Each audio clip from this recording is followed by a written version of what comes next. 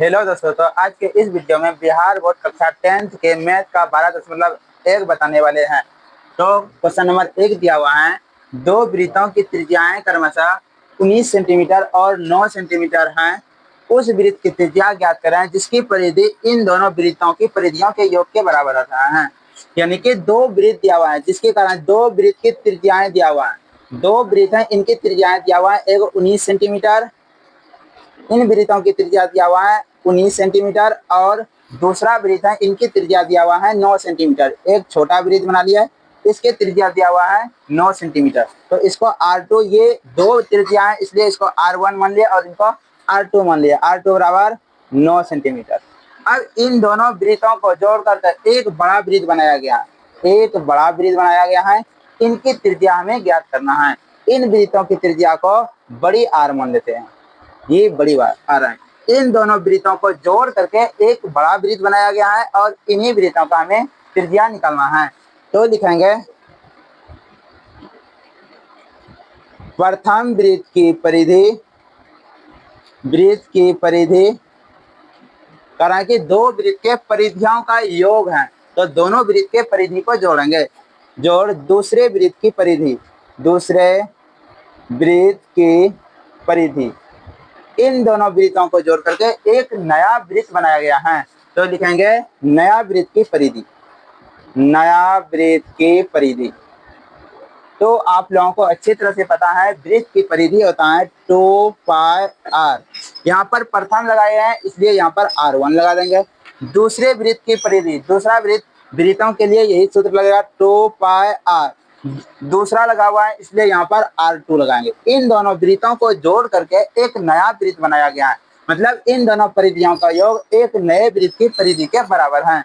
तो इन नए वृत्त के लिए लिखेंगे 2 पाई बड़ी R मान लिए। नया वृत्त के लिए ये बड़ा वृत्त है, इन दोनों को जोड़ करके एक बड़ा वृत्त है, इन्हीं का हमें त्रिज्या निकालना है। तो यहाँ से 2 पाई और 2 पाई को कॉमन ले लेते हैं, तो 2 पाई कॉमन ले लिए, तो यहाँ पर बचेगा R1। उसके बाद यहाँ पर 2 पाई को कॉमन लिए हैं तो ये R2 बराबर हो जाएगा 2 पाई R। 2 पाई से 2 पाई ये कैंसिल हो जाएगा, क्या बचेगा R1 का मान दिया हुआ है 19 सेंटीमीटर। जो R2 का मान दिया हुआ है 9 सेंटीमीटर बराबर में R।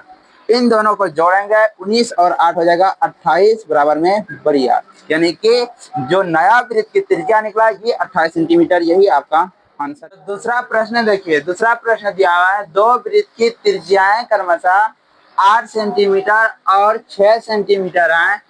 उस वृत्त की त्रिज्याएं ज्ञात करें जिसका क्षेत्रफल इन दोनों वृत्तों के क्षेत्रफल के योग के बराबर है।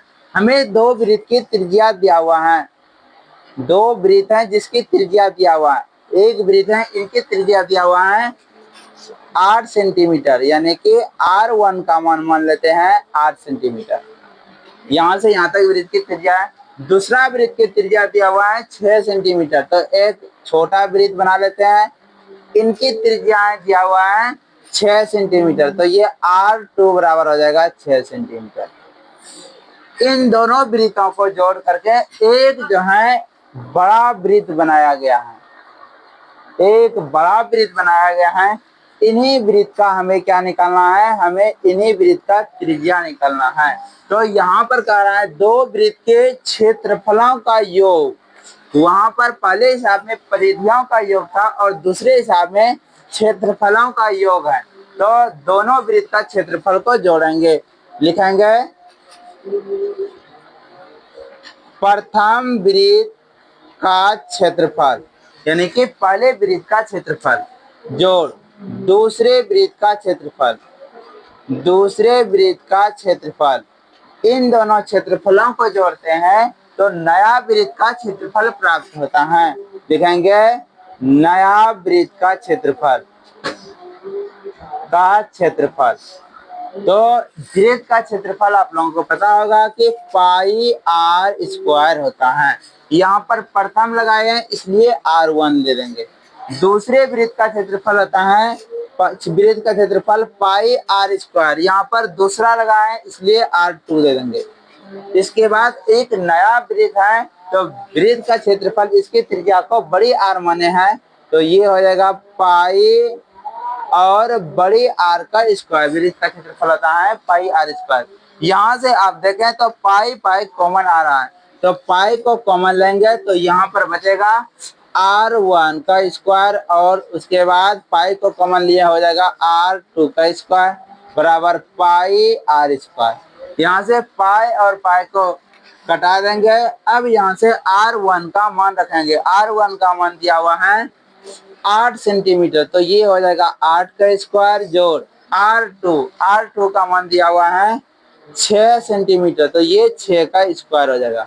उसके बाद ये आर स्क्वायर, 8 का स्क्वायर करेंगे 64 हो जाएगा और 6 का स्क्वायर करेंगे 36 हो जाएगा बराबर में ये हो जाएगा आर स्क्वायर।